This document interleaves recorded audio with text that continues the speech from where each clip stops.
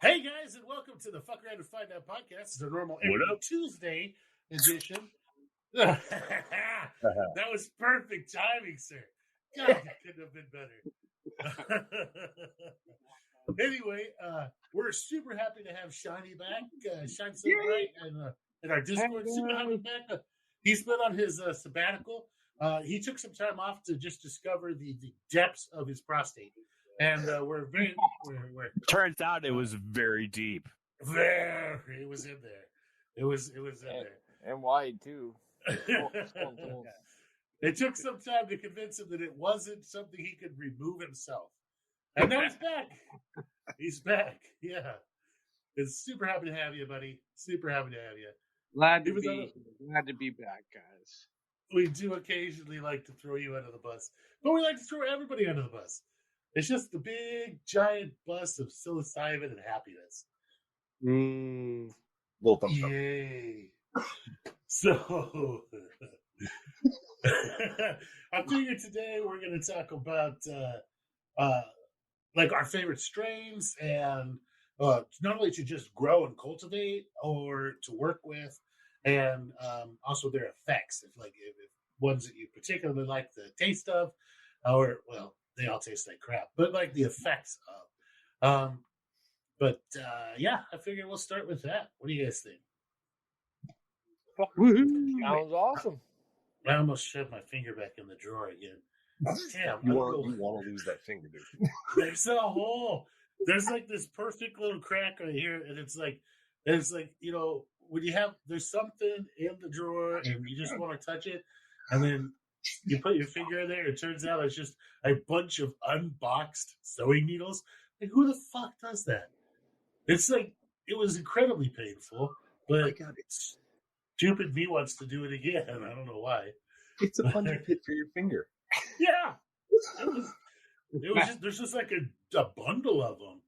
Like, I think there's a big ass box that says 1,000 count. And it's just open. It's right there. Are they all just like pointing up or something? What the fuck? No, but if you have 1,000 freaking sewing needles, some of them are going to be pointed up. And I would advise not poking that. For fun, you should take a single piece of straw and put it in there. Or hay. Find the hay and the stack. In the needle stack. Yeah. There you go. Find the hay in the needle stack. There's our dad. It's a new game. Come on. We fucking love you, True. Fucking love you. Love you too, buddy. I'll turn this fucking car around. Remember that. I will turn this podcast around. Well, I mean, we did kind of skip Monday, but that was kind of like my fault. Everybody was sick in my house. Everybody was sick. And so it was either come on and listen to my daughter every 30 seconds, go, tissue, daddy, tissue. Like, I'm not even talking about, you can put on a freaking metronome. It was every 30 seconds. We went, and it was just so much snot. Like, I don't understand how a 4-year-old makes that much, like snot. Like, so NASA needs to figure out what they can use that stuff for. I don't know, like, lubing the whole side of, like, a rail for the, just like a lot. It was a lot. Some NASA grade lubricant, toddler snot. Yeah, exactly. All you gotta do is kind of squeeze her a little bit when she's snotty and just blah everywhere. Do you think they measure the snot coming out of a daycare in gallons or liters? It's gonna depend on where it's at. Like, I mean, in America, yeah, we're gonna measure it in, like, gallons. But like, if you're overseas, everywhere else. Yeah, everywhere else they're gonna measure it in liters. Those fucking commies can't get the good old American. What the hell where'd the gallon come from? Did anybody know? Like, that's a Google question. Because it's such like an obscure amount. Because it's like 3.78 liters. So it's like it's a really obscure freaking random amount. To us, we see it as a whole, but the rest of the world's like, What the fuck? But 3.78? then it's like the You know? reverse for Yeah. us going to like from miles to kilometers. The shit is just weird. It's like times by 3, add 1.1 or some shit. I think it's like 2.1. I don't understand. I just divide that shit by 2 and call it a day. Like if I'm close enough for government work, right? Like just That's right. not that close. I know, but it works. Yeah, Ish. as long as it works. You know, bubble gum and duct tape. Ish. Okay, so favorite strains. Anybody got one that's not like gonna just be one that I like? Anybody got a weird one? Got a weird one. Well, you know what? A lot of people don't know. One of my favorites is Colombian. It's Like the it's wild based. version of Colombian? Yep, the land race. It's fucking. It's usually the same as PE. Really? Yeah, I thought. You think it came from PE? Or PE came from it, or vice versa? I thought PE came from B+. Yeah, well, Shit, the only people that would possibly know where it actually came from are dead. So, well, then I edited I mean, it. You know. Well, wait a minute. There Yeah. was Hamilton Morris did that whole big long spiel with Rich G and whatever. There's like were they on drugs? I'm just saying, like, did they seem glassy-eyed at all to you? Or was it a fever dream type thing? Because, like, I'm pretty sure where it came from, he died. And then mysteriously all of his shit disappeared. So it could have came from anywhere. Like the original cultivator of PE. Yeah. Well, supposedly it was a mutation that was brought back from the Amazon by the McKenna brothers or some such.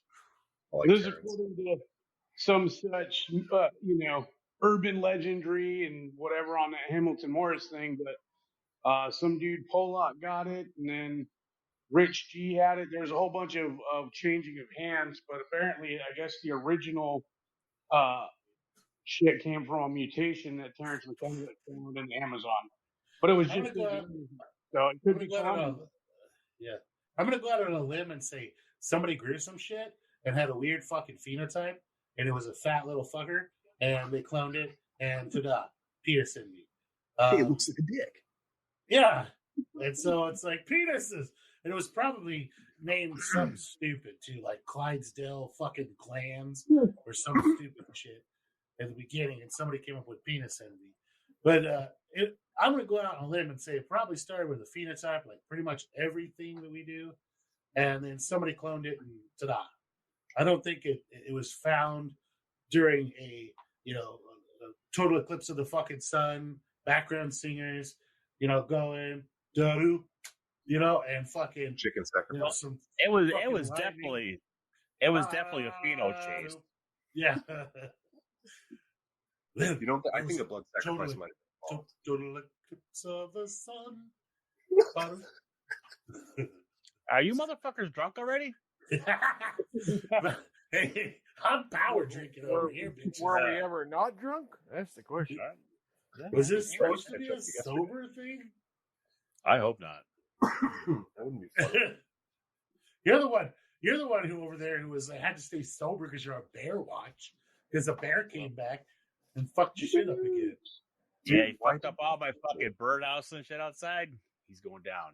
He's going down. Take him out. Bear came Knock The him whack. out. The hockey Very stick whack next wasn't enough. He came back when I wasn't around. He's It's fucked. because he's kinky. He liked it. Is it like a pedo bear? Like a What? what? Did you say a pedo bear? What's it weight? You're gonna have to shoot him in the ass with a lamp. I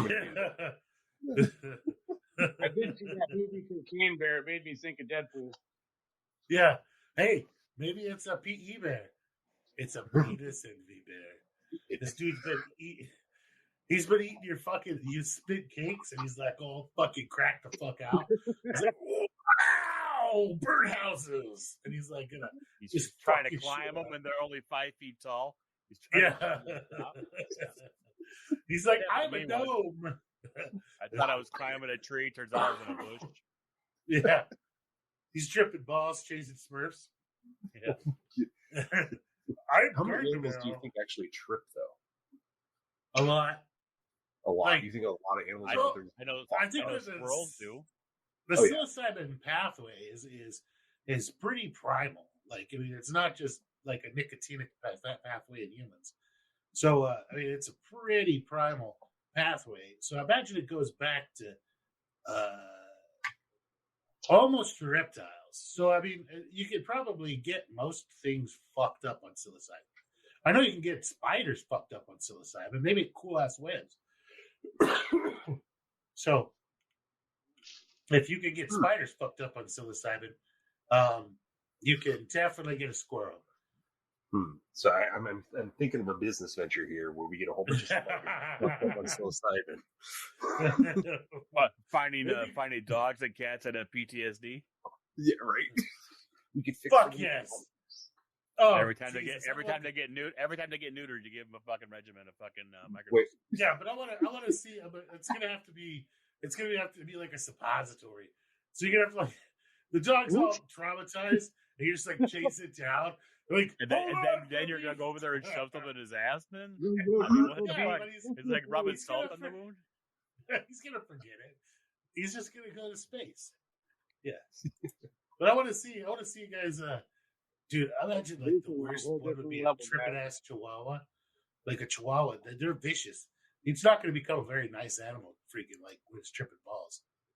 I can see like a pit, just like I love everybody, but like a fucking Chihuahua's going to be like, I shall eat your soul. You know? I knew I was God. Yes.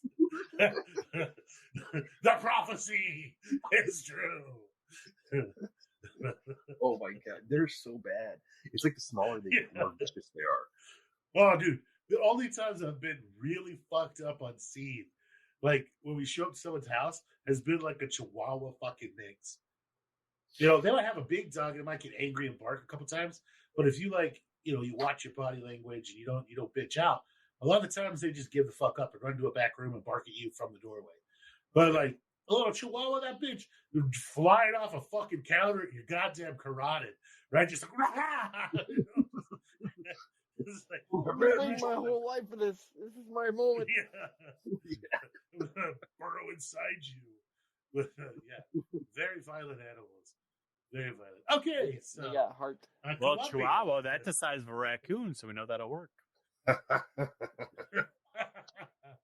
2 Chihuahuas.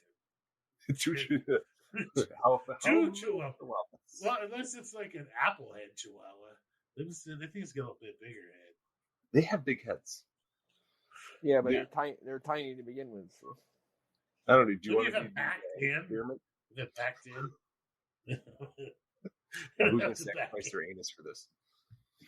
I'm sure we can find someone on death row. We don't like. We should bring back human experimentation. I was going to say, why don't they use those kind of people for human experiments? Like human they rights, use blah, people- blah, blah. No. In jail, they still do that shit a fuckload. You can sign up for it, like to do like to test vaccines and test different treatments, like hair growth or like skin cancer shit and all sorts of stuff, and then get like extra money and like sometimes depending on what it is, give you like, ramen noodles and cigarettes. Yeah, well, they could give you like put money in your commissary, or like give you like time off for certain things, like if you're gonna do something kind of dangerous. But yeah, they still do that, man. Especially like all these for-profit prisons. Fuck yeah, man. They'll find some way to freaking sell your ass. Oh shit, there's places not too far from me that'll research on regular old people if you sign up for money. Yeah. Oh, dude, there was a place here in Texas in San Antonio that was giving away free breast augmentations, right? Like so free boob jobs.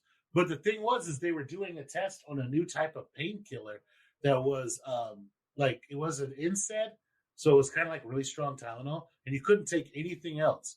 And so like it was very unpleasant from what I heard. But a whole bunch of women signed up for that shit. They're like, I don't care if it hurts like the dickens. Give me tits. So I won't. Yeah. Touch me again. All right. I don't know if they were like super specific about like, hey, you know, because you just like sign your friend up and like drop them off drunk and show up later. I want to check me out this name. Wasn't that on the end of one of the Hangover movies where he walked out with tits? Probably. Yeah, that was like the last one. They woke up at the end and tits. That dude just got fucked every one of them. They weren't giving you any money at all. They were just paying for the boob job, giving you boobs, and you could only choose like 3 different sizes. And then you got like you're to take your pain medication, like, and tell them how bad your pain was.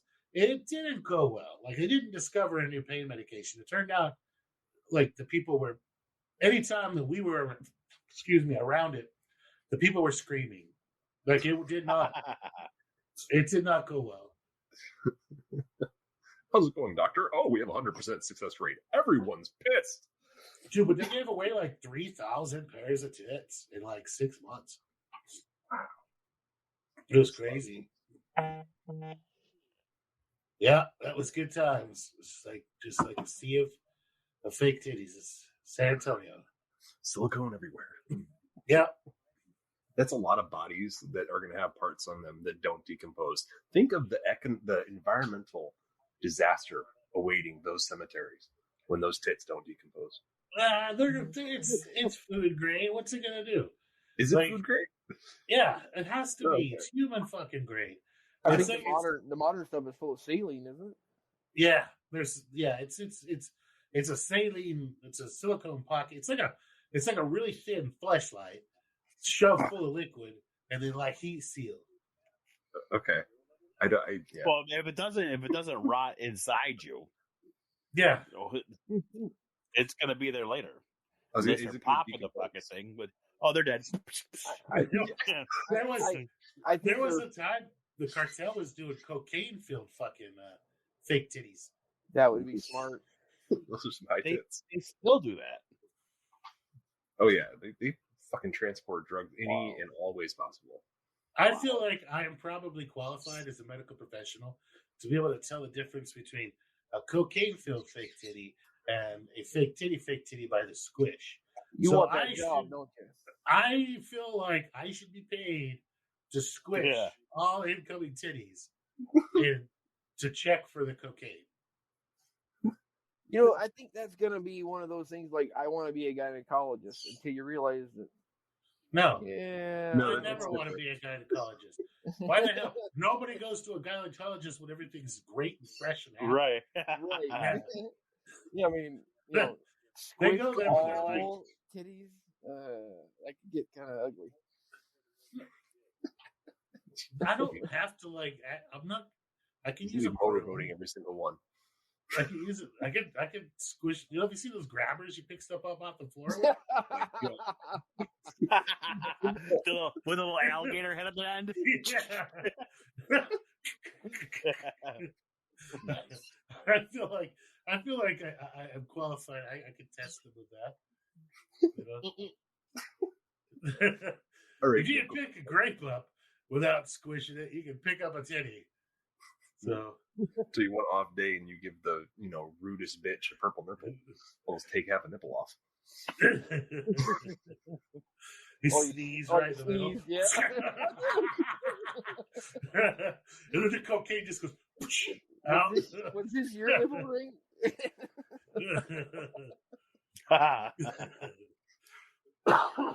Damn. Okay, so we got to Colombian as a favorite strain. That's not as far as we got. What do you got? Shiny, do you got a favorite strain, buddy? So, I mean, I really can't discriminate. I really enjoy a lot. This show is about discrimination. You asked Cornelius Jones. One comes to mind. It was the first tub of albino riptides that I ever did, and so you're choosing the white ones. That is so racist. Yeah, I was doing some harvesting, and I was cutting them, and they were super blue, and I'm like, cool, I'm gonna grab this little guy. I don't know. It was a little cluster of a couple of them, and I don't know, they weren't very big. But I forgot that I ate them. I had I completely got caught up doing other shit. Shit was good. I don't How know do you about. forget that you eat something? I wasn't thinking about it. I was doing other shit. I moved on, was It's harvesting other tubs, got up, went into the kitchen, started trying to do automatic shit drug again. ingestion. Just wasn't even thinking about it. And it hit me like a shit ton of bricks. I had to like go outside. Everything started getting like tunnel vision. Everything was like all the lines of it hit me in a completely different way. It was very almost DMT like. And Nice. yeah, I had no idea, like, there was no come up, no nothing. It was just like, bam. And I was like, holy Damn. fuck, this is too much. Went outside and then everything dissipated. And there was fucking so many geometric fucking, I can't even describe it. But anyway, so it has a special place in my heart specifically. Um, I I should have don't won think that I've one. Did you save that one? Do you still got that one? yes, actually, I'm actually in the middle. If you look, I posted a picture of a tub of Riptide, and it's actually genetics from that very first grow. It's like the third or fourth one that I've done from store. Sweet. So Outstanding, son. yeah, it's very nice. I like it. Very nice. Is Very that- Rocco Nutty. What do you got, buddy? Well, I mean, I haven't experimented with too many strains, but I do quite enjoy at least cultivating Tat Smurf. They're always nice, and they seem to treat me well, and apparently I'm treating them well. And as far as ingesting, because I only do micros, I try and get the stronger, so like a Yeti or like Ground Zero seem to be really good. You know, when I get up to like 6 or 7 micros in my groovy days, it seems to feel really nice. You know, everything seems to sink a little bit. You know, things get a little brighter. I've noticed blues really seem to stick out, but Nice. yeah. I have a K-Tat tub now that looks fucking fantastic. What is K-Tat? Yeah, I've heard that. Co and Tat. Yep. Nice. Sweet. That should be interesting because Cole can get huge. Yeah. They're about an average human hand. What's that called? What was our measurement again? Well, how many Ron Jeremy? Ron No, Jeremy. Not Ron Jeremy. There was another one. I'm trying to find it. I have it in my notes somewhere. Let me check. Podcast notes. Oh, yeah, here it is. Back to our It trusted was the average man hand. Average man hand. Well, we came up with the average man hand, but that didn't work out so well because everybody's got different sized man hands, and people's hands are getting smaller. Either that or my hands are getting bigger. I'm not sure. Because I go to shake people's fucking hands, and their hands are smaller and smaller. Like with every generation. I don't know. Every time you touch someone, you just absorb their energy a little bit, slowly making everybody around you smaller. You're just increasing in size. It's so crazy.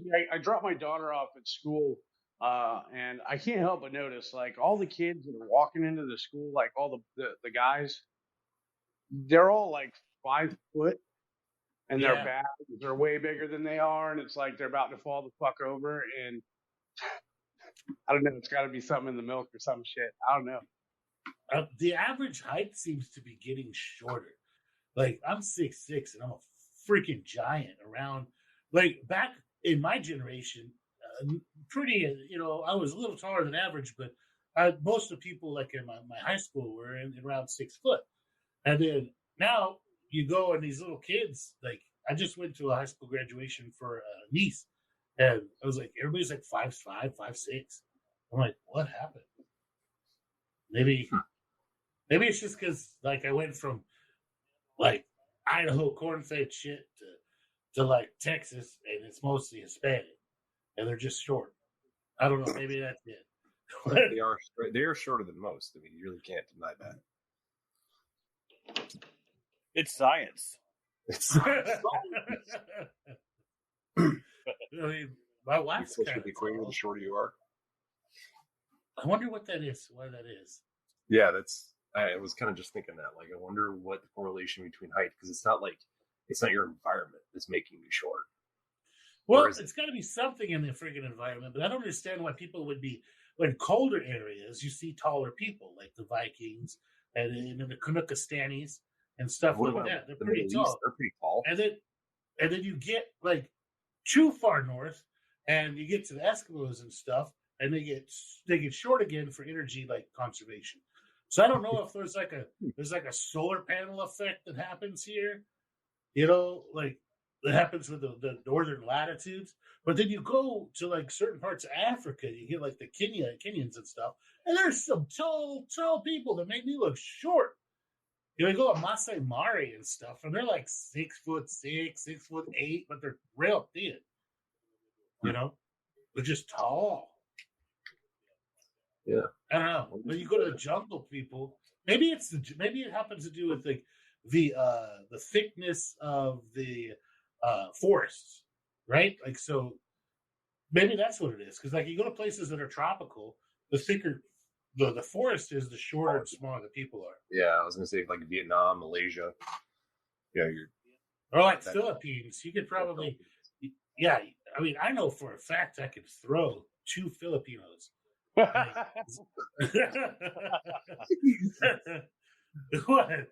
These American Filipinos or Filipino Filipinos? Because I've seen American Filipinos. There's a Filipino. Well, one of them, we got a basketball stuck on a roof, and I was like, they were like, "Oh, we're gonna climb you and get up there." I was like, "Hell no! I bet you I could throw you on that roof." And they're like, "No, you can't." And so I grabbed him by the arm and by the freaking leg and just like hammer swung him in a circle and let go, and he landed about halfway up on the roof. Now it wasn't a real pretty landing. It looked like it hurt a little, but his friend was like, "But you can't do that twice." I know I can throw 2 Filipinos on a roof. So after that, they gave up. Nobody else wanted to get thrown on the roof. But yeah. Not many times can you say you've thrown somebody onto a fucking roof. I've thrown them off on the roof. Oh yeah, I mean that's. You guys have never tried to see how far you can throw someone? I've never been given the opportunity. People don't trust me that much. Well, it's not a matter of trust. It's a matter of. I was gonna say you've still never just thrown someone. Well, yeah, in my younger years. It's not a matter of trust. It's a matter of peer pressure. Oh, well, and getting a hold of them. Some people do it's a matter of grip strength. Yeah.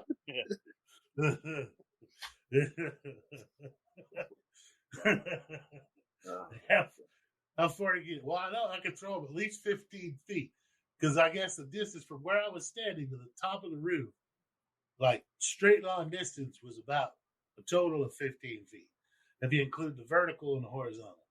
But I mean, we're talking about a person who's like 62 pounds. Like that's nothing. You watch those Scots do like kettlebell throw, and they're throwing that shit like 50 yards. What are the fucking the trees that they throw? Oh, a log throw? Yeah, the log. How much does that thing weigh? That thing's got to weigh 300 or 400 pounds. They're freaking launching that bastard. Yeah, I'm half Scot, so I guess throwing things is just in my genetics. Right? Comes natural. Don't you guys throw like fucking beer kegs up over your head and try to fucking like high jump with beer kegs? I did say that I was a good Scot. I just said that I was a half Scot. No, you guys have never seen that sport where they sit there under the high jump bar with a keg of beer, and they're looking away from it, and they have to throw it up over their head and make it over the high jump bar. Ouch! Jesus Christ, that's pretty hardcore. I played the lumberjack competitions where we split wood and chopped like trees and shit in half while you stand on them. Dude, that's so fucking cool when they work their way up the tree. Like I didn't do that. Put in the wedge. No. Yeah, and then he's basically I didn't do that part. Just tapping their feet on the way down. Guy. Yeah. You have the smallest guy in your team do that shit. I was the guy who chopped the fucking shit, like split the wood. I was that guy. I was, you have the medium-sized guy run the chainsaw. You have the small guy fucking do all the climbing shit. You have the bigger dude fucking chop everything. So makes sense. Yeah, it was really neat. They use a special type of axe. You're not just getting an axe off the street because it's not hard enough. It won't hold an edge long enough. Most of the axes you buy at like Home Depot and stuff, they're of too soft of a steel. What you got is a real strong. It's like a I guess the brittle of like 68, 69, like in a hardness scale, and it's real sharp and like stupidly sharp. Like after you build sand, sharpen it, and then after you sharpen it on I use this 3M. Nobody cares, but anyway, I use this 3M. Makes this 1-inch belt sander tape that is 3 million grit. It's basically like glass, and use that finally to polish it, and it's stupidly almost molecular sharp. It's stupid sharp.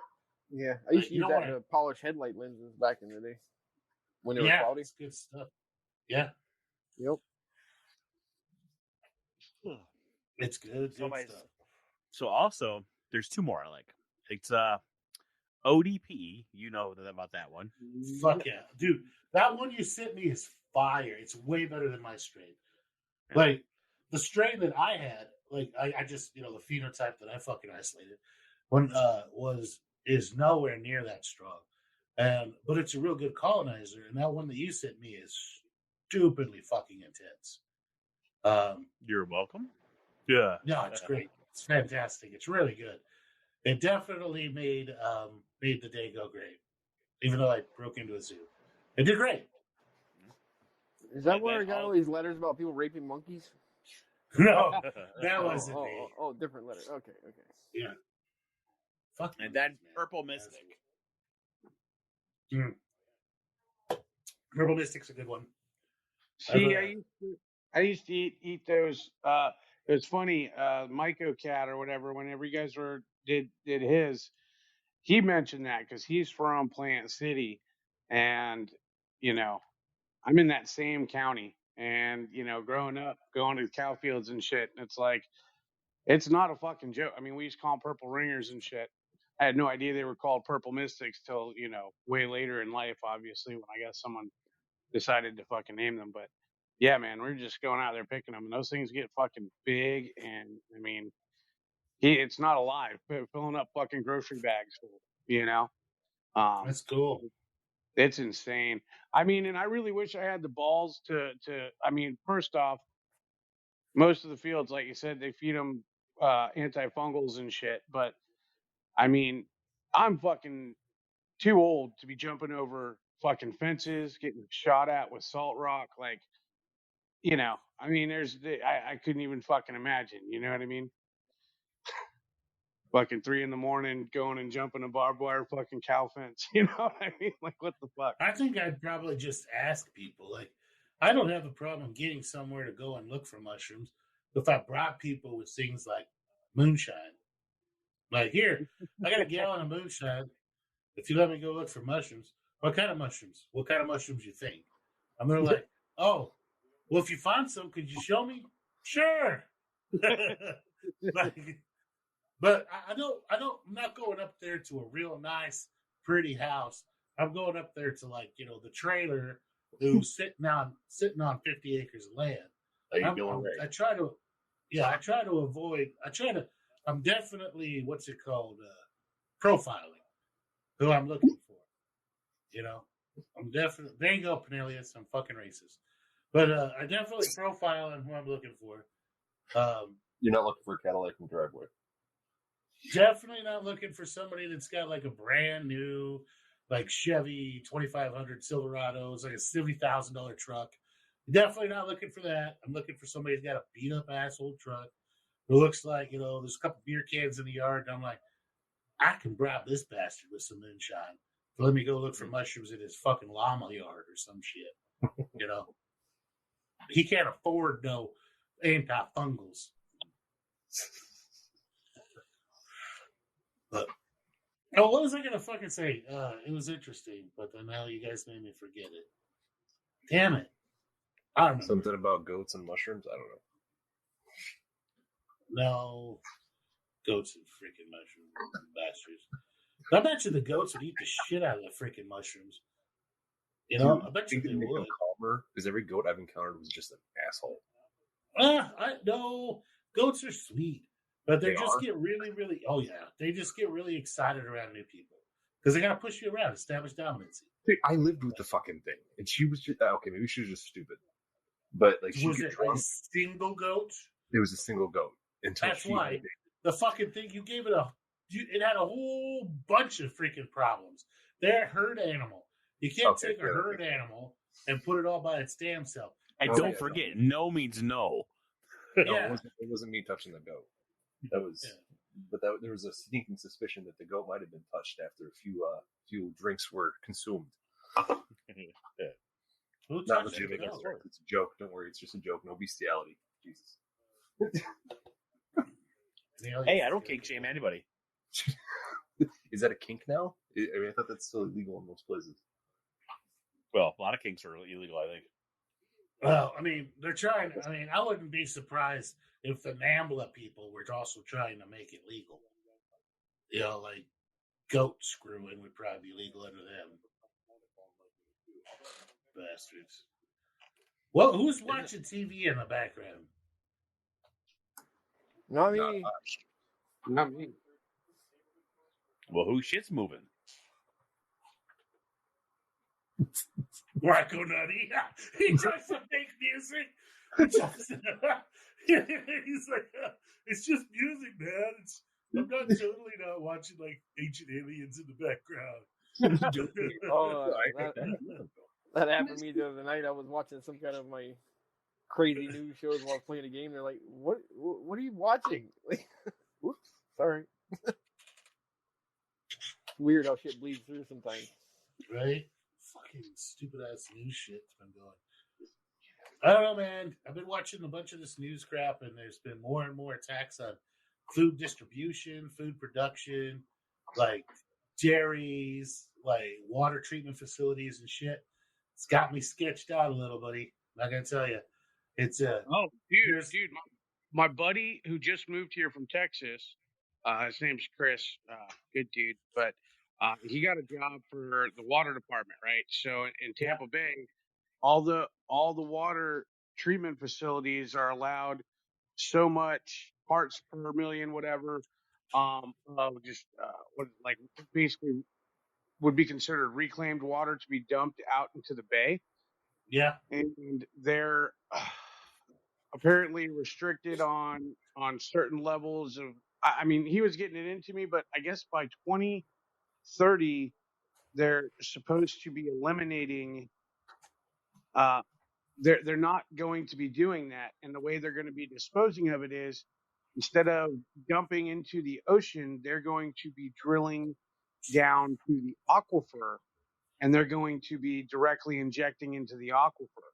And I'm like, what the fuck? Because the aquifer is filtered out through all the fucking layers of sand and bullshit, and et cetera, whatever. I'm like, how the fuck can you do that? And there's got to be a better way instead of going to the actual water supply in the aquifer. You know what I mean? I couldn't, that's not a solution either, in my opinion. I mean, I guess maybe it could be. Yeah.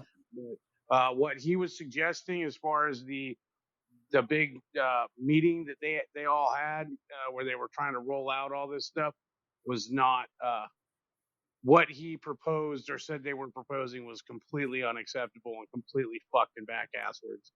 I could not believe it. Well, what I was bringing is there have been 42 attacks. We're at 42 right now. I'm tracking them on infrastructure since the beginning of the year.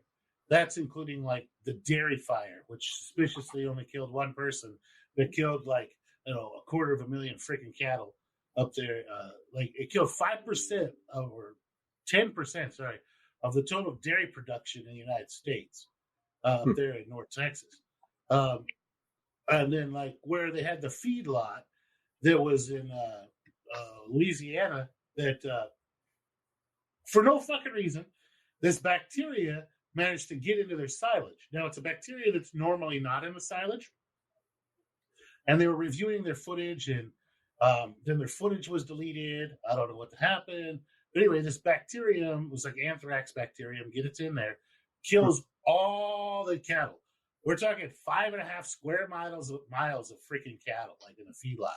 And that takes out like 7% of the beef production for that quarter.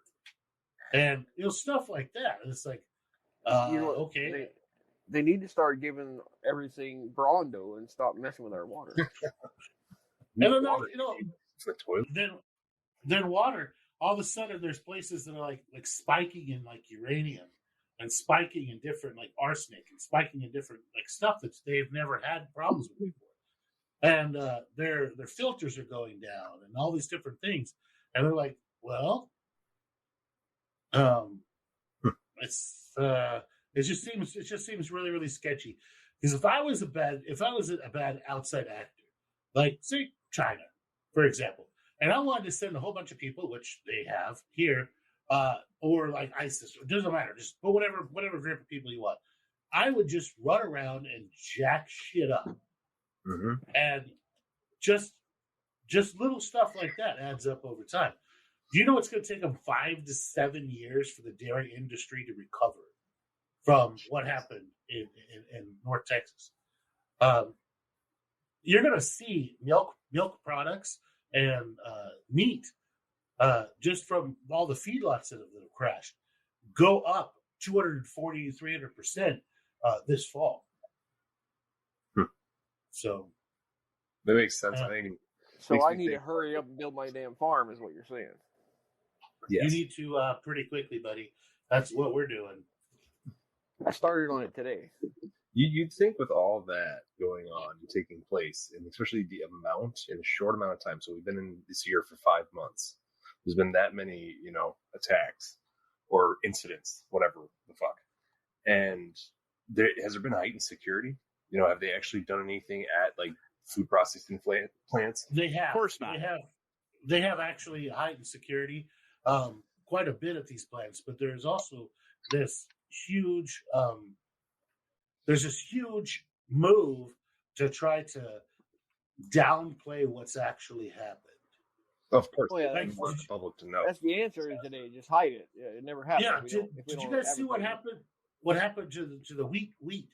That like in the Midwest, the wheat so we lost the entire crop of winter wheat and spring wheat. It's gone, and then all of a sudden this type of rust. Rust is a fungal infection that comes into the wheat and just fucks it up, right?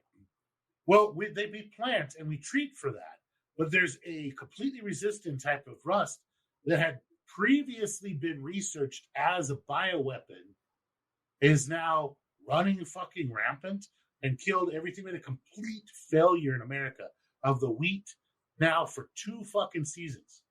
Huh. Yeah, that sounds suspicious at all. Don't mind me while I pick up my tinfoil hat. Is this happening? This is currently happening, yes. And so it's just this stuff that I'm watching, I'm going, fuck. And I track, I've said it on here a million times, I track commodity prices like really, really well. And the reason that I track those is because I like to make money on it. I'm pretty good as a farmer of guessing what's going to be super expensive next. I don't really play in the stock market as all the random stocks. And I definitely don't play with like Bitcoin and all that crap. But I do play with commodities like pork bellies, corn, stuff like that. And it's just incredible what's fixing to happen. If it works out, I'm good. But buying futures on stuff is probably not a bad idea right now. As long as we don't fuck up imports. Because right at this point where we're at is if China just decided to stop allowing us to import stuff through China and in using their shipping lanes, which are always coming over here, right? Because China's always buying stuff from us because we're a mass exporter. So if we stop, if China stops allowing us to use their empty ships to ship food from different parts of the world on here, because the ships are heading over here anyway, we pay very little for shipping to our own ports. And then we charge them, when they're heading back with our own goods and services. And if they just went, no, you're going to have to pay the same tax you're gonna see bread, even the cheapest, shittiest fucking bread, like pre-sliced white bread, go to like $6-7 a loaf. You're gonna see some really crazy stuff happen, and fucking bacon. yeah. So it wouldn't hurt everybody to grow like a garden in your backyard if you can. Liberty Gardens now in stock, super fun. Wait, wasn't that a thing back in the 20s in 1920? Or no? Well, there was Liberty Gardens, and how the Liberty Gardens worked is that America, because we were shipping everything overseas, right, in mass, and then all these huge canneries showed up, right? And that's when everybody started eating canned beans, canned corn, canned everything. And it was happened during World War I, World War II. Is because we couldn't send fresh fruits and vegetables overseas, we had to get with the Kellogg Company and a bunch of the what the hell is the Green Giant Company? Anyway, we got with those guys. They are Green Giant, but yeah, okay. So we got with them, and they developed the ability to can stuff and send it overseas and have it be shelf stable for 2 or 3 years. And then we've kind of perfected it since then, and it like the enamel lining the cans, and like the plastic lining the cans, stuff like that. No more lead soldering in the cans. Yep. Yeah, that just small minor safety steps. Well, because of that, we were sending seriously like 73% of all the food production overseas. So everybody was like, all right, if you want to eat, you're going to have to do what they call a Liberty Garden. And they would just encourage everybody. They had groups. Like the government Scouts, I actually have a book somewhere in my collection of a government-issued book on how to grow Liberty Gardens. It was all about them, how to plant, what to plant. It was really in-depth. Super cool. And then they were paying kids to raise chinchillas at home, too. So that they could line the fur jackets with them, because the chinchilla fur doesn't grab moisture out of the air. And so when you see people breathing out in a cold environment and the fur around the hood gathers ice, well, that's not a chinchilla hood. The chinchilla hoods won't gather ice. So it's really, really freaking neat. The history of the whole damn Liberty Garden movement. And it's like, hey, if you wanted to eat, and then after you eat and your family's eaten, any excess food you had, you took to the local place. Usually that was a church. The church would put it in their cool, cellar stuff, and then once a week, the government would come through, pick up all the food, catalog it, and send it off to the canneries, and it would be overseas. So you could grow a tomato, and within a month after you grew that tomato, someone on the front lines in Germany is eating your tomato sauce or your stew or something they made from it. So it's really, really neat. The Liberty Gardens were a way for people to grow food, not lawns. And you kind of see that coming back. You see the grow food, not lawns movement coming back. And that part of that is the fact that everything's about to get really stupidly fucking expensive. It's about to get hard. Anyway, that was a rant. Nobody ever hit the go button or anything on me. So, rant time. Rant time. Excellent. Woo, woo, woo. Best time. Rant time. America. Fuck yeah. America. Heck yeah. So, who didn't give any more strains? I did not give one. I didn't do one either. All right, John, what do you got? Well, I'm tempted to give my standard answer that I give everywhere is my favorite one is the one I'm currently growing, but there's always going to be a special place in my heart for Rusty Whites. I hate to say it. I love them. They're just my favorite for how they work.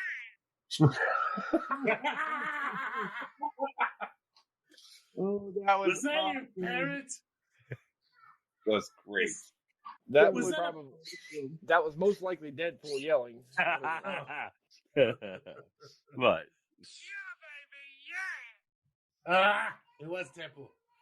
So, who bought Deadpool with Soundboard? That's what I want to know.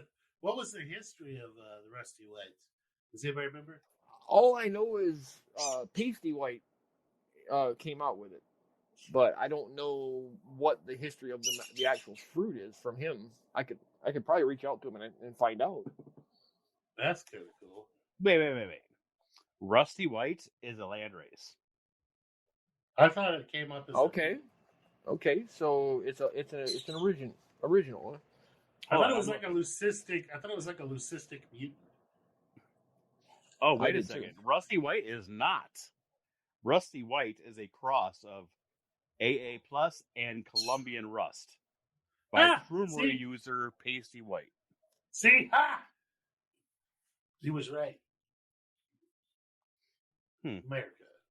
But now I know why it's good because it's with Colombian. From Colombia with care. All the good stuff comes from Colombia. But it's I mean, I can't speak for every like pheno of Rusty, but from the ones that I've had, I just like it because it's a very well-rounded experience. It's not like super strong and sending you to the moon, and it's not so weak that you barely know what's happening. It's right there in that Goldilocks zone for me. Perfect. It's predictable. Yeah. That's a good one. Yep. Oh, well, let's see. I'm the only one, I guess, who hasn't gone yet. Probably, honestly, my favorite one would be the Lizard King. Lizard King, man. It's treated me so well. It's so diverse. And it'll grow on it damn near anything. Like it likes some wood in the freaking in the substrate. It likes just about everything. It's super hard to screw up. It's a great trip. It's super good producer, big full canopies. It's super potent, and it's a very, very nice trip. So for me, that one overall, and then I thought my ODPE was fun because it was just such a good producer of just biomass wise. And I was like, oh, this is great. And then a freaking Deadpool gave me some of his, and wow, I'd love to trade strains. I'm just going to yeet mine the fuck out now because it's not nearly as good as his. It'd be interesting to see you cross your two and see what you can come up with. Why would you fucking want to do that? No, I don't want to dilute it. No, I just want his. Because his is great. Like the Deadpool ODPE. Does his have the biomass of yours? Probably. Okay. So there's no room for improvement. Okay, I've got you. I don't think there is. His is great. Even if it didn't produce a full freaking tub like mine does, his is. They don't produce tubs. They produce. They're big schlongers. A lot of big guys. Oh, mine produced like a whole fucking tub full, just all at once, big flush, but not nearly. Mine was about like a low grade golden teachers, like standard golden teachers as far as potency goes. So real mild, good, but real mild. And yours is like fucking knock you on your ass. So I'll definitely go for knock you on your ass on yours over what I got. Hell yeah. Yeah, baby. Yeah, you fucking totally win that shit. Oh, yeah. Strains are really fun, man. I mean, if you get a chance and you're a new grower, pheno hunt to your little heart's content. And things that I look for when I'm pheno hunting is it starting off with on the agar. Does it colonize beautifully? I'm talking about a nice, pretty circle that doesn't have like a fuzzy corner over here. I want a nice. If I'm looking for ropey, I'm looking for ropey all the way around. If I'm looking for that super, super fine rhizomorphic growth that says that, hey, this is a mono, then that's what I'm going for. But most of the time, I'm going for like ropey as hell all the way around. No major conflicts, no blank spots coming from the original sample out. There's not just like blank spot, original sample, ropey, right? So that blank spot usually is. You mean sectors? Yeah. Well, no, blank spots. How do I put this way? Like an aura around like where your sample is, where there's just no growth. Oh, right? You mean the rings? The rings are usually viral in nature. In my experience, has been that there's a virus, there's a viral issue, there's a bacterial contamination, there's something going on in there. If it's a nice, pretty, straight out from your sample that you've taken in every direction, and it's continuous, you have a nice, viral-free, good sample that you can take to anything else. And people ask me all the time, how do I get rid of the virus? Fuckloads of isolations. Just go again and again and again and again. And don't take an isolation directly in line with the blank spot. So if you got a blank spot, but you have some really good rhizomorphic growth off this side, sorry, man, the virus can go up and down that rhizomorphic growth. And any other ones that those little rhizomorphs like cross and touch, but it won't like travel to the other side of the agar if you have growth over there that's not got blank spots or skipped points or rings in it. And you got to try to when you take your transfers, you want to transfer again almost immediately. Like as soon as you see growth, you want to just grab the end, just a little nip, and then get rid of the end because you're just trying to outrun it. They're basically linked. It's not super hard to do if you've got a bunch of agar. If you're making your own agar, it's not hard at all to do because you can just have a stack of dishes and just go boom, and then every 3 days, boom, and then every 3 days, boom, and then every 3 days, boom. Not a big deal. I also like when I'm trying to do like absolutely perfect isolations of stuff and get away from any sort of contamination. Is I look for the aerial mycelium, the mycelium that's sticking up off the plate, whether it's just a bridge where the rhizomorphic growth is just kind of growing up a little bit off of the plate. If you hold the plate sideways, you can kind of see that. Then I will take my tweezers and I'll pluck off any sort of rhizomorphic growth and put it, just that plucked piece, onto a new plate. And that's perfectly fine. You don't have to make a cut or anything. So I've got a. I usually do 3 cuts and come underneath, so I'm just like scraping off the top. So I'm not going all the way down to the plate anyways. Yeah. I'm sorry, Trey, I cut you off. What'd you say? Was it me? Oh, no, I was just saying I have 2 plates of menace that I just did some swabs on. And that shit is like, I mean, it's completely contacting the lid. It's in a whole bunch of different directions. I mean, it looks fucking crazy. I'll post a picture of it in the Discord.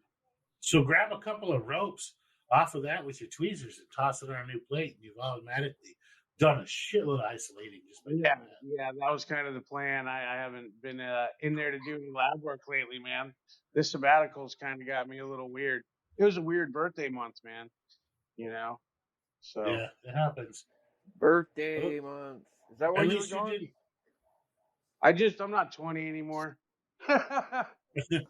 He hasn't been on since February 26th.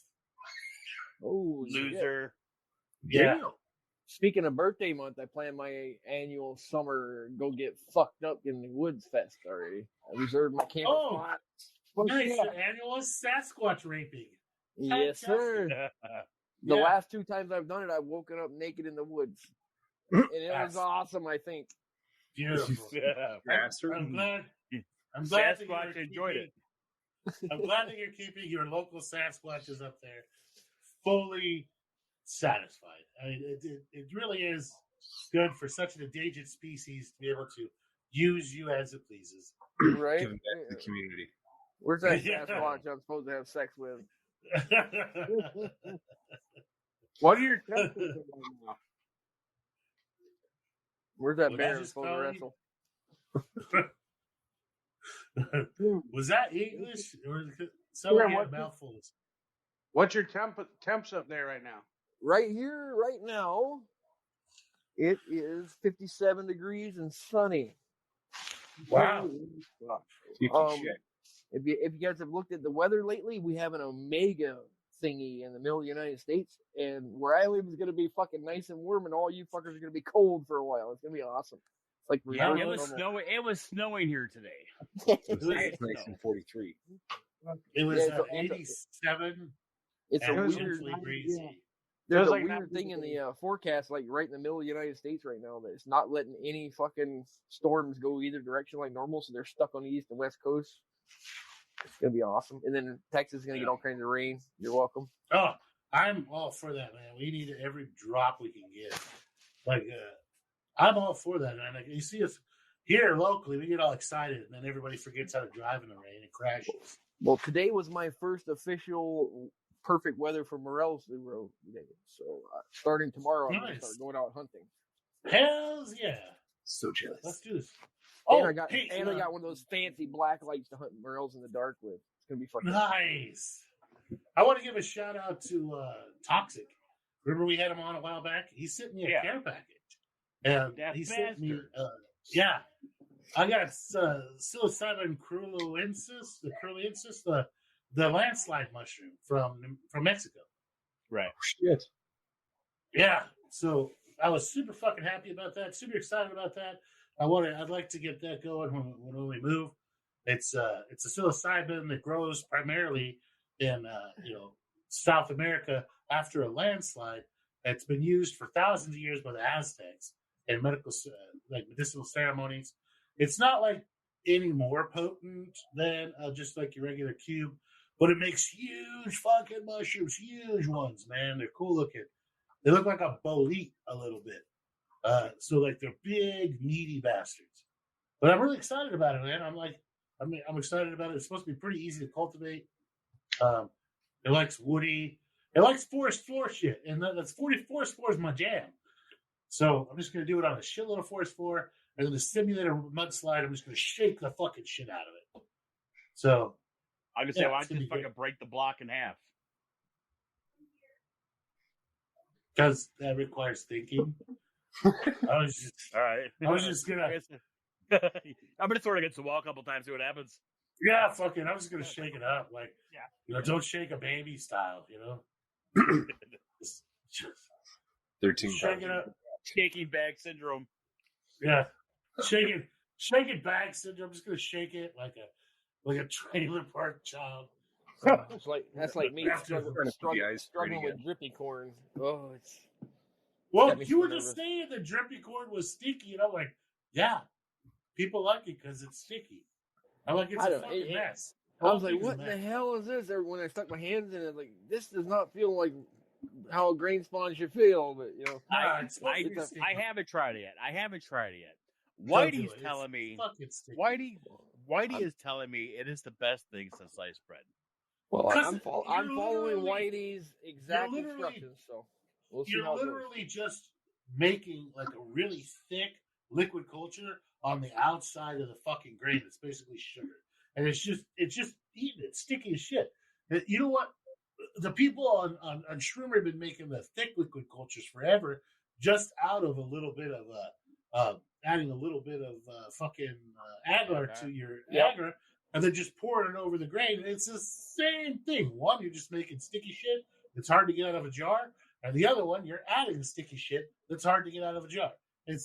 They're practically interchangeable. Moral of the story: it's hard to get out of the fucking jar. Well, good thing I use bags, so we're okay. Yeah, it's slimy. Yeah, it is. It feels like there's fucking snot all over, or not snot, more like school glue. It feels like school glue all over the outside of it. Like Elmer's glue. Yep. Delicious. Now, so is that supposed to speed up colonization time? Isn't that the purpose of it? It's called slurry tech. The main reason I did it is because I have a bag of corn and I've needed to use it for forever, and I said, screw it, I'm going to try it. Why not, right? Yeah. I bought it at Tractor Supply. It was on clearance for like $3 a bag, and I was like, oh shit, I'm going to try a bag of this, and it's been sitting in my storage shed for like a year, so I figured I better do something with it. It wasn't regular corn, right? It was. What kind of corn was it? Just feed corn. Just feed corn. It works fine, man. It works fine. Filled corn works fine. The regular chicken scratch shit works fine. How I use chicken scratch is I get my water hot, just under boiling. I dump it on my fucking grain, and then I have this little like strainer. I guess it's for using in woks. Like, it has like fine mesh on it, and it's for like frying, like in the Asians, fried shit. Yeah, so it's like a big fucking ladle. It's huge. It's like 4-inch diameter. And I just use that, and I just take off anything that floats up. So pieces of corn cob, pieces of shells, fucking grasshopper legs. It doesn't matter. Whatever floats to the surface, I take it and I just dump it off in Yeah, baby fingers. Just maybe a piece of a circumcised someone. I just dump it off in the grass. Fake eyeball, whatever floats the surface. Yeah. If it doesn't float to the surface, it's good. And so I stir it 3 or 4 times, and then just also scrape everything that floats to the surface off. And then by the time I'm done, it's came up to just almost boiling. Turn off the freaking heat. Do my regular 3-day prep, and anything that floats to the surface during that time, I also just get rid of it, because anything that floats to the surface is usually an empty shell that or something else that's been fermented and caught the gas inside of it and floated to the surface. Yeah, and so I just take that, I just chuck it out in the grass. Chickens come by, they eat it. Mockingbirds, squirrels like to get drunk, come by and eat it. It's good times had by all. Super easy. The neighborhood by, your woman shoots them. Yeah, squirrels do great things for tomatoes. You can take a squirrel and put it under, like dig a hole and then plant it under your tomato plant. Your tomato plant goes, bam! Oh, I was gonna say, really? Anything I have with the squirrels in my garden is usually them taking my shit. But you're talking about killing the squirrel and using it as fertilizer. Yeah, like the Native American used fish. We're just adapting. Hey, I'm half Cherokee and half Scottish. I'm totally down for this. I can chuck people and I can shoot squirrels and use them. Everything's fertilizer. Everything's fertilizer if you're brave enough.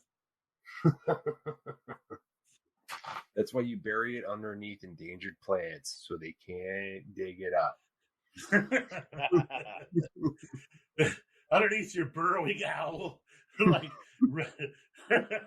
So you just have like this giant burrowing owl colony, and then just like the side hole that you just run the slurry into. Then it just goes down in there. It's like, good luck, it's burrowing owls. So next time you ask Siri where to bury a body, she's going to say under an endangered plant.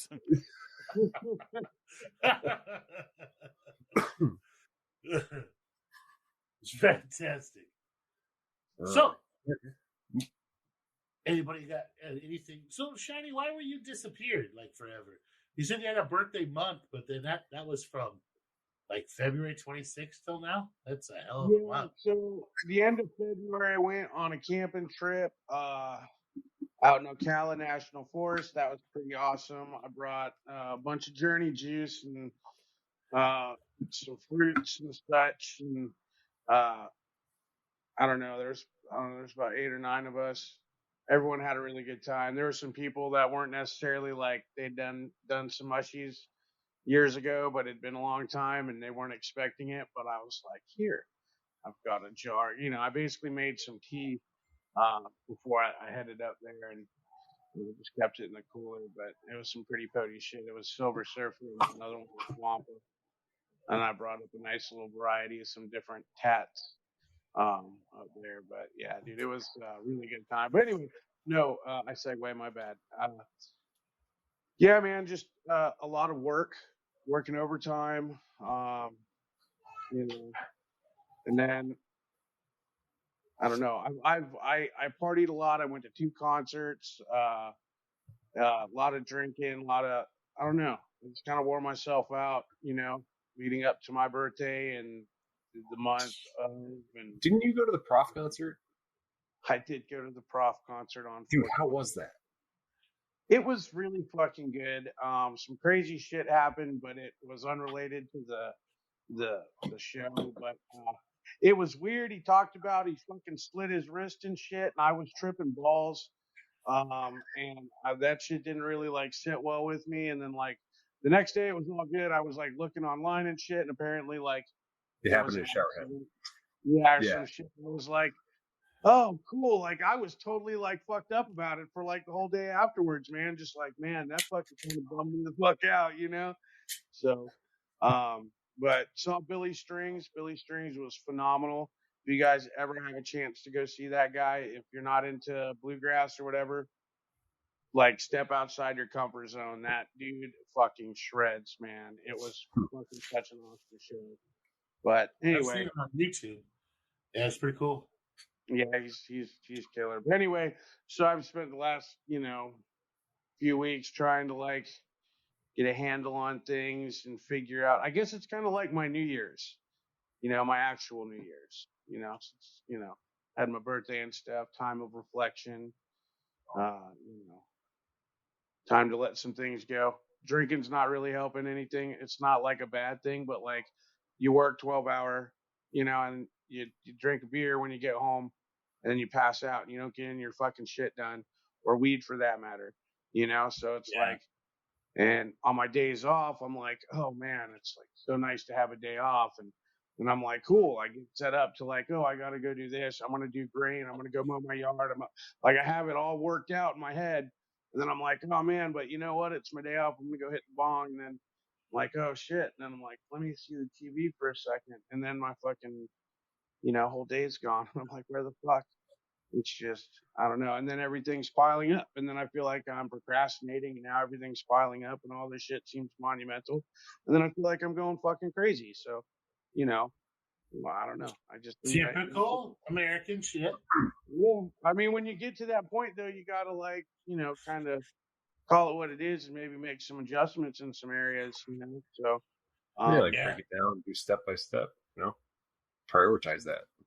I mean, I don't, when I drink, I don't drink and get drunk like I used to in my 20s. I was like, 30s even.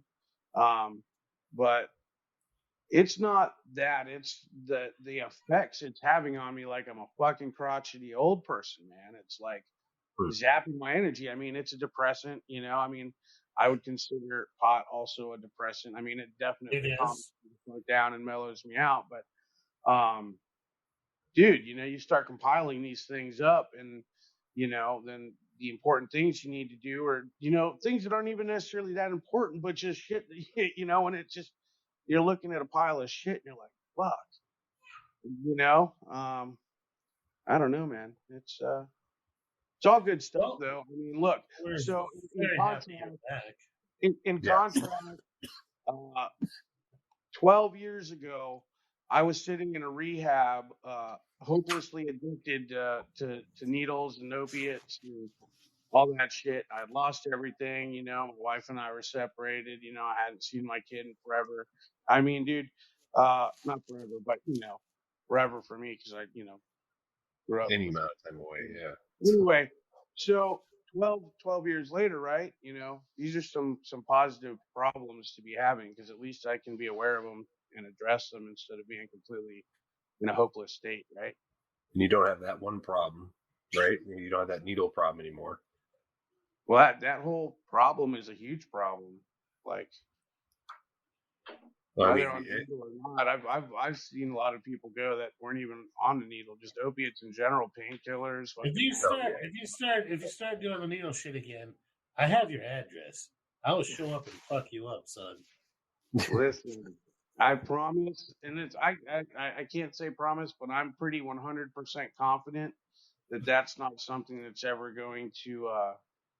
I don't know. I recoil and run the other way if I'm talking to anyone or I meet someone through, at a friend's house or something, and like I even get a whiff or they even say something about that shit, I'm the fuck out of there, dude. I'm like, excellent, good job, buddy. Good thing. It's a knee-jerk reaction, and that's I have, it's nothing against nobody, and if anyone is doing that or on that, I have no judgment against you whatsoever. I lived it, I was there, and it sucks. My heart goes out to you. If you don't think you need help, I hope you make it to that point because I've lost like 28 friends that I've known growing up, and I've lived in the same fucking city my whole life, so it ain't like they're people I knew, acquainted, a lot of people I knew for years and years and years, they're just gone. They're fucking gone, It's a real thing, and people need help too, dude. Some people are in so fucking debilitating pain. I mean, it's just the whole thing's gross. And there's our government's not helping. They're not trying to do anything. They're doing a really good job of making people addicted to opioids. Yep. Right. And filling jails with people doing crime. Yeah, it's crazy. Anyway, I didn't mean to go down that weird rabbit hole. My bad, guys. But yeah, you guys have nothing to worry about. Your family doesn't have anything to worry about. That's, I'd eat a bullet before I fucking, let me put it to you like this. I had a tooth removed from my face and told them the lady kept trying to offer me fucking Percocets and shit. And I told them when I went in there, I was like, look, I'm a recovering addict that, do not. And they're like, are you sure you don't want any? And I'm like, no, just give me the local. And he's like, all right. He went to take my tooth out. It broke off at the socket. So he had to get up and drill it all out. And I mean, it was ridiculous, dude. It was really bad. And the lady kept walking in the room with a little cup, with a fucking little portion cup with the fucking 2 pills in it. I'm like, dude, this smacked me out her fucking hand. And she was like, get the fuck out of my face. No, it's horrible. But yeah, if that shit didn't make me take them and they were being handed to me, I don't think there's much that's going to be able to get me to cross that line ever again. Well, if you ever need any help, buddy, you know who to look. You can always come hang out at the ranch for a little while. And, I appreciate that. I appreciate it. And I'll put you to straight fucking slave labor, but you'll be away from absolutely everything that has to do with opioids. Hey, man, look, at the end of the day, you're smoking the fuck out. There's nothing wrong with a good hard day of working with your hands, man. There really isn't. I'm gonna put all y'all motherfuckers to work with you. You're like, hey, we're gonna come visit Farrell. We're gonna go have our annual get together at Farrell's, and I'm gonna be like, ha ha ha ha. Yeah. Hey guys, look, I got you all shovels. She's gonna get upset because she's gonna be like, I'm gonna be like, hey honey, we're gonna go to San Antonio. And she'd be like, okay, for what? No, we're gonna go. Then we're gonna go. She's gonna be fucking sitting there hoeing, fucking planting shit. She'd be like, what the fuck? She actually, well, bring her too. We'll put her to work. Everybody, the more the merrier. I was like, all right, who wants to learn how to run a tractor? Who wants to learn how to run a backhoe? Who wants to learn how to run a dozer? We're going to get some shit done. We got John over there. He can run everything. Right? I can teach you guys how to run it. Yeah. Oh, man. John, congrats on your approval, man. Yeah. That's awesome. For those who don't know, that John wrote a grant, and he is fixing to do a bunch of stuff with gourmet mushrooms. Yeah. So it's super, super cool. Congratulations. Like, super awesome. I'm going legit, boys. Legit. He got a grant, and he's going like straight legit, growing a whole bunch of just gourmets, just as much as he can. And he's doing a bunch of community, doing a bunch of community outreach with it. So it's going to be super awesome. We're super proud of him. It was my idea to bring the hookers in.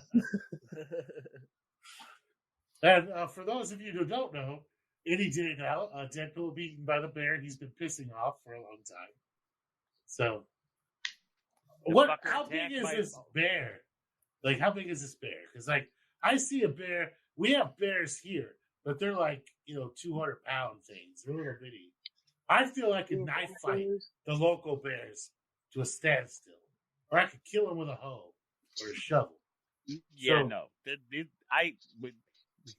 When he was sitting here, I poked him. Then he stood up, and I smacked him in the face. All right, he was taller than me. Was this a grizzly or a black bear? No, it was a brown bear. Yeah. Okay. We have little black bears here, but they're like anemic. Like a big one would be like 200 pounds. Like they're like 150. They're like scrubby ass desert black bears that eat like the little bitty. We have this huge forest of like knee high acorns, and they eat those little fuckers. And they eat the acorns, but they're not big. They're like 150, 200 pounds. Now we have pretty good sized mountain lions.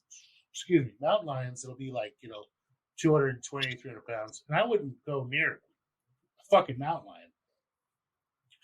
Excuse me. Damn.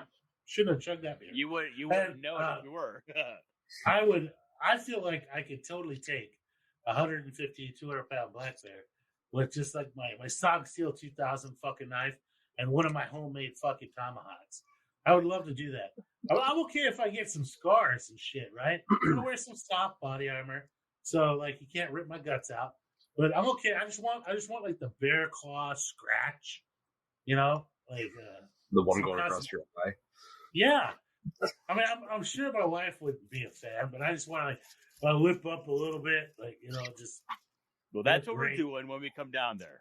We're I gonna feel like go we should attack definitely the fucking arrange bears. this. Yeah, Okay. we're gonna arrange. We can We're do gonna that. arrange a Tag pay me, per view tag knife me in, fight. tag me in. Everybody goes after the bear. This is a new TV show, new reality TV show. Man, Just remember, marshmallow. You gotta yell. Yeah, right. Is marshmallow the safe word? Yeah. Yeah. There's what's that guy? The guy that was the Russian mafia guy.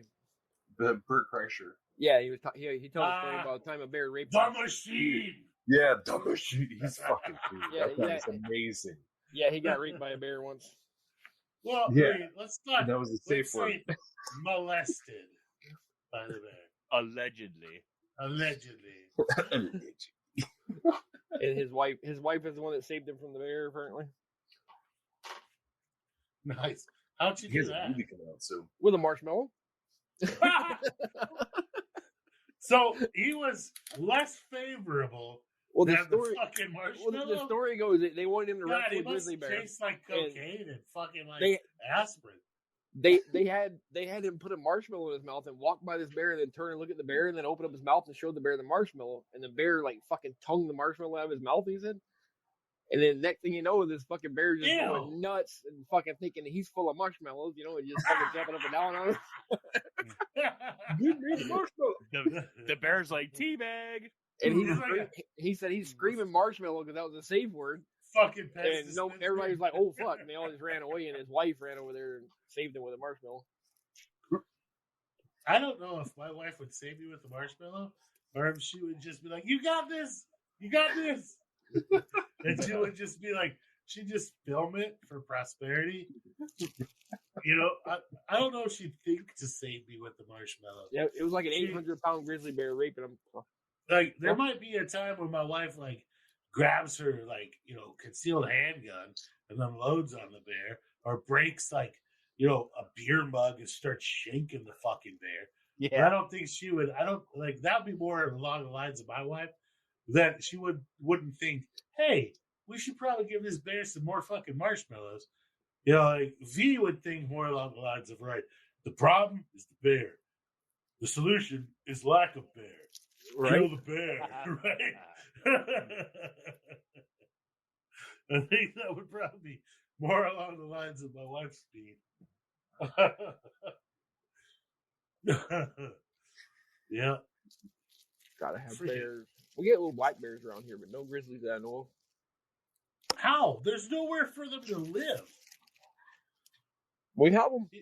We got black bear, mountain lion, moose, We get mountain lions, and they're like, raging penguins.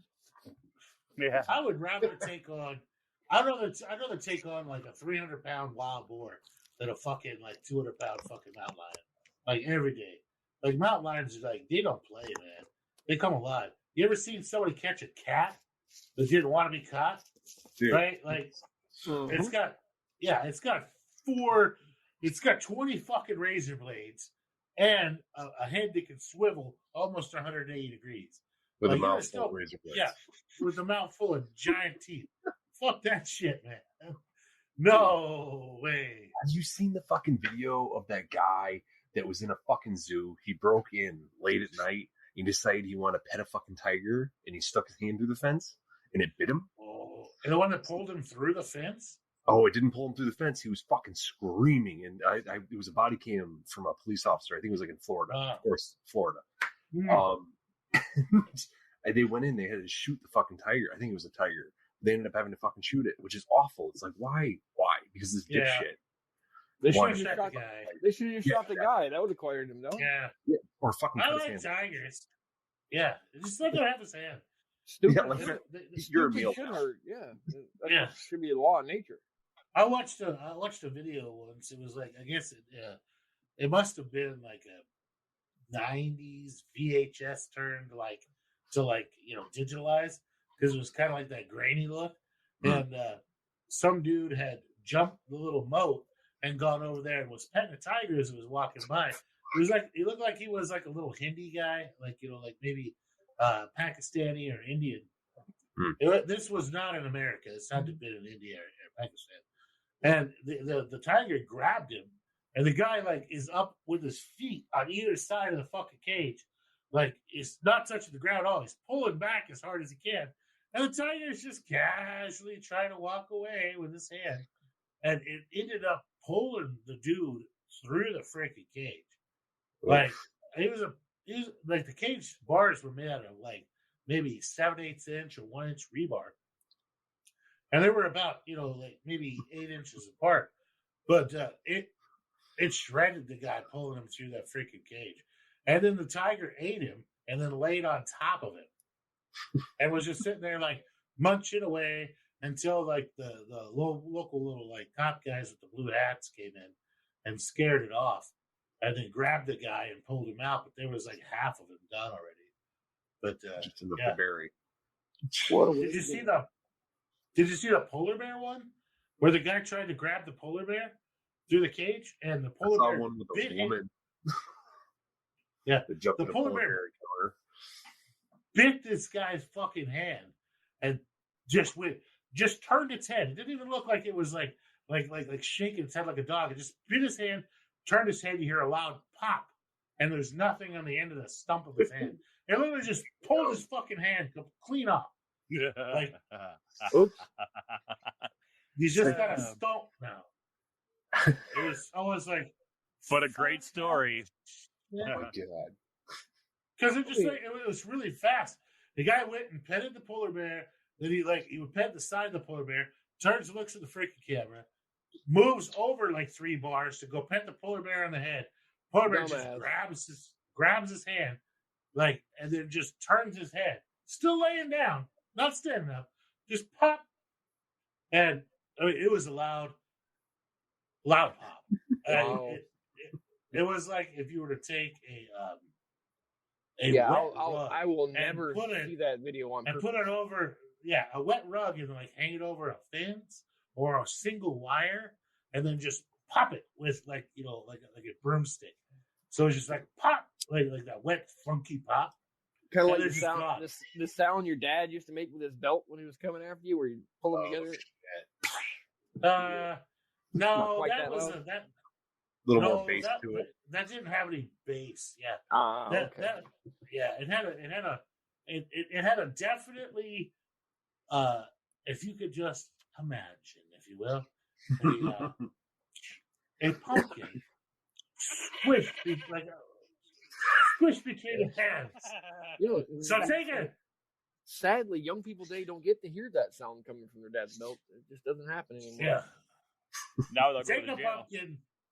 I never got a beating that I didn't pumpkin. deserve. I can tell you that much.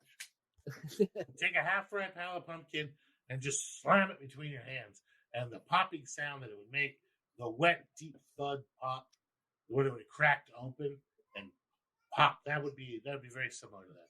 And yes, thank you for the goat, Leet. I just wanted to show you that I got it. Not me. I'm glad you do. I'm going to work on my verb. Moving I on also up. got Inconceivable. I don't think you're using that word I correctly. don't think it means what you think it means. Yeah. Puccini. Did I put the poison in your glass or in my glass? You should never play this game with a Sicilian. He's the 6-figure man. It's the swamp rats. The swamp rats. The rodents. the rodents of unusual size. Unusual sizes, yeah. I'm on the brute Dude, squad. You are the brute squad. I'm trying. Oh man, that makes me miss Andre the Giant. Oh man, like I looked up that guy's whole history. You know, he was a good guy.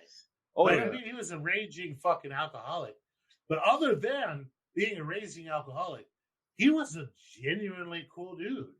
Like, he always had time for every type of fan. He'd always stop by the children's hospitals and hang out with them. He did so many cool things, like, in his life, other than the fact of, like, ripping open literally 12 beers at a time and drinking all 12 of them as round one. Yep. Yeah, he used to drink right out of the pitcher. Yeah, the guy was a big guy. And he lived a big life, and he lived it to the fucking fullest. At least he lived hard, died fast. But he did a lot of really great things that are very very admirable as far as reaching out to the public and dealing with the children. He loved his fans, and he loved everything about being in the public eye. Just except for the scrutiny that comes with being in the public eye. Other than that, he was just a really great guy, and known for being always open to talking to children. The work he did with the cancer wards with the children's hospitals was fantastic. Very good guy, and someone that everybody could aspire to be. So if you are a rather large or tall individual that enjoys alcohol, at least if you're going to be an alcoholic, volunteer your time. There you go. So if somebody has something nice to say about you, Be an alcoholic. instead of like, community. yeah, I mean, if you're going to be an alcoholic, donate back to the fucking community. Don't just collect like stray dogs or cats. But, No, like, look at go the beer and do cans something. you left around too, motherfucker. Yeah, mix those up. Jesus. I don't know about Yeah. you guys, but we have like 10, well, probably less than 10, probably 4 roaming alcoholics throughout the town. I can imagine it's a typical thing. I've lived in a lot of different places. Everybody has those people that just fucking walk around. They collect their, beer cans for their daily, tall boy. That's their big mission for the day. Oh, It's- fuck that. They're not drinking a tall boy. They're drinking one of those, like, fifths of cheap-ass vodka, son. The Oh. tall boy ain't getting it done, man. Well, they get a That's 6-pack not here. We're up in the you have no money stand. They don't get the liquor. It's always the same dude with a fucking he ends up getting like a 6-pack or a 12-pack. But it's always walking up and down the fucking road. It's just crazy how the determination that alcoholics have if they just took that and put Dude, it somewhere else. I got a fucking story. So there was this guy locally here that was a hardcore alcoholic, and they'd done such a good job locally. The side of town that he was on wouldn't sell him anything. No 7-Eleven, no fucking Walmart. Nobody would sell him shit. So you know what he would do? Is he would go and buy like $2 worth of fucking of ethanol fuel, like from the gas pump, right? Because here we have like the pure ethanol fuel, like for certain, certain vehicles now will run on it. But he buy the pure ethanol fuel, even though it has a bitterant in there that's supposed to make it highly unpleasant to drink.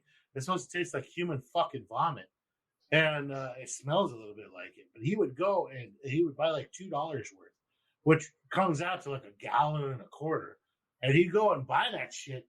I've seen that dude drink from the fucking hose. What? Yeah, he just buy like 34 cents. 34 cents on Pump 7 and just drink from the fucking hose. Wow. That's what Man. you call a fucking alcoholic right there, boy. Now, he eventually died, but he died doing what he loved. He was smoking one time and lit himself on fire. Went up like a goddamn torch. But, up until then, he used to run around town dressed like a fucking, like a pirate. But it was like a really shitty pirate. Made like half his outfit was made out of like Walmart bags. It really wasn't that good of a pirate. Wow. You had to know he was trying to dress like a pirate You know what? to recognize him as a pirate. That's why I'm so careful about who I teach how to make moonshine, because you can't teach the wrong person because they'll kill themselves with it. It's just too easy to get liquor. I've never had that problem with teaching somebody how to make moonshine, as I've taught people who I thought were. I have a really good friend, well, used to be a really good friend, who would drink a shitload of vodka every fucking day. And then I taught him how to make high quality stuff, but it was between the waiting period and the whole artisanal act of everything that he started being like super careful about his cuts and only drinking like super high quality things that he made himself, and actually net negative as far as the amount of alcohol that he drank. And he became a much healthier individual, but super obsessed with the whole process. Well, I guess I could say that too, because I have a partner that I do it with, my buddy, and one day we had a Allegedly. big batch of mash Allegedly. ready. And Yeah, allegedly. And he's allegedly started the still before I got off work. And instead of, taking sips and testing, and throwing it out like you're supposed to do, he was taking a shot here and there. And when I got there, I was like, how long you been running? And he looked at me and said, blah, blah, blah, blah. And his head fell on the fucking table. He was done. I had to finish the whole fucking run by myself. Jesus Christ. If he was drinking the heads and stuff, he woke up with a hell of a fucking hangover. I don't know what he consumed that night, but he has never done it again. He takes a sip and spits it out now, like you're supposed to. Yeah. I don't even do that. I take right from the parrot. I just run my finger under it. Yep. And then just touch my fucking tongue. And I go, that's sweet, that's spicy, that's fucked up, I honestly good. I use my eyes more than anything else when I take cuts now. Yeah. I put a little bit in a shot glass and put it over my eye socket, and just if the vapors hit my eyes and burn, then I know that I still have some contaminants in there. Yeah. That's a little different than how I do it. I run my finger underneath the parrot, check it, like touch it with my tongue. If it does, if it's real nice and sweet and good, it doesn't burn at all. Oh wait, allegedly, by the way. I'll take some and I'll put it into a jar, add some water to it, and then smell it. And if it smells nice and pretty and clean, it's good. But water opens up the bouquet of the alcohol. Oh yeah, and you get a nice leaf. Yeah. So if I've got if it turns cloudy, fuck it, it's trash. If it's nice and pretty and clean and smells good still, and then I can take a tiny sip of it now, watered down to about 50%. Then and it's nice and pretty and clean still, with zero fucking taste or burn. I start saving it. Yeah. But I do little tiny cuts. I use like pint jars for cuts. Yep. I have a fucking 14-mile long stack of jars that I fill up. Yep. I don't understand why making alcohol for personal use is illegal still. And in certain areas, like it's legal to make alcohol for personal use in Texas, but it's still federally illegal. Yeah. So it's kind of like growing fucking, like weed in fucking California or Oregon or whatever. They're not generally after you unless you're making it to sell. I have no intention to do that. Right. Under federal law, it's technically a misdemeanor to make it. It becomes a Class C felony as soon as you sell it. I just like I like really complicated processes. And as far as complicated processes to go, it's very hard to find one that's more fucking complicated than starting a good mash and making a really good liquor. It's pretty hard to find on a like a hobby level, a more complicated process. I've tried every type of vodka and spirit in the fucking store, and I can't find anything anywhere near the quality of making your own. Not even close. And that's the fun part of it, too, is you can make it to your own taste, and you can make it super, super good. You can age it how you want, make whatever you want with it. But the thing is still you're not actually impacting the economy any, because it's way more expensive to make than to buy. Yeah, I think the ATF ought to just drop the A off their name, because moonshiners are the least thing in their book right now. Yeah. All right. Unless you're some dude in South Louisiana who's got a big boat bathtub type steel and it's just making shitty fucking liquor and selling it anywhere. Yeah. Then, but if you're just like a guy in the garage making it like allegedly like me or our buddy here, then you're not making it on any sort of scale that has anything to do with being able to do anything besides give a friend a bottle. And like even a Christmas then, gift. Yeah, even then it's a rare thing to trade to, because it's so hard to fucking make. Oh yeah, I haven't made I haven't allegedly made a batch in almost 2 years because I had enough. It's almost time. I'm about there. I'm looking forward to being able to do it again, just because I really enjoy the process. It's so complicated to do it well, to do it real well. It's one giant science experiment. And, it's a lot of fun. Yep, and as long as you're not dumb about it, it's not that dangerous. Oh no! All the dangerous stuff involves in people. A still should be open air. It should never build up any sort of fucking pressure. So if you're building up any sort of pressure at all, you're doing it fucking wrong. That is correct. So you hear about them exploding and stuff. That's because somebody did some shit wrong. They're running it too hard and too fast. They plugged something up somewhere, built up some pressure, exploded.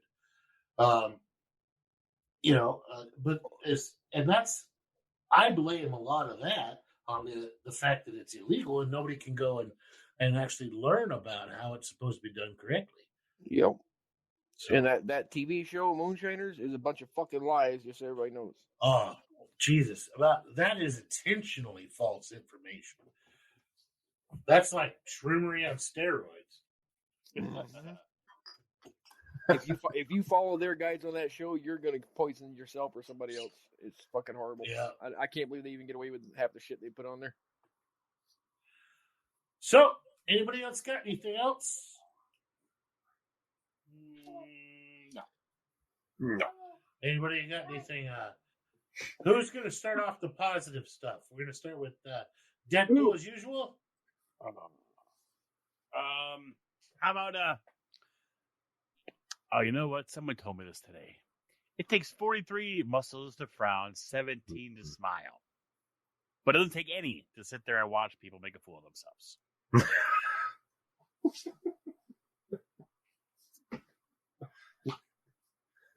That's good. You're welcome. I don't know if that was actually motivational or demotivational. If that was ever said anything motivational? Oh, you're supposed to say something nice. Oh. Practice. Well, there we go. That's it. Just practice. Straight from the lips of angels. Right. All right. Michael Nutty, what do you got there? You giggling fucking fiend. So, for positive thing, I would say, don't let the past transgressions of somebody haunt your day to day. It's better to let stuff go and try and look for a better tomorrow. Call people you haven't talked to in a while. Let shit go. Forgiveness is always the best option. Are you looking shit up, motherfucker? No. I'm going to go ahead and give like claps for that. Because that was really good. That was well done, sir. Superb. Superb. John, what do you got, buddy? Fuck nuts. So you find one yet? All right. Shiny, you get to go. Shiny, you get to go. Alrighty.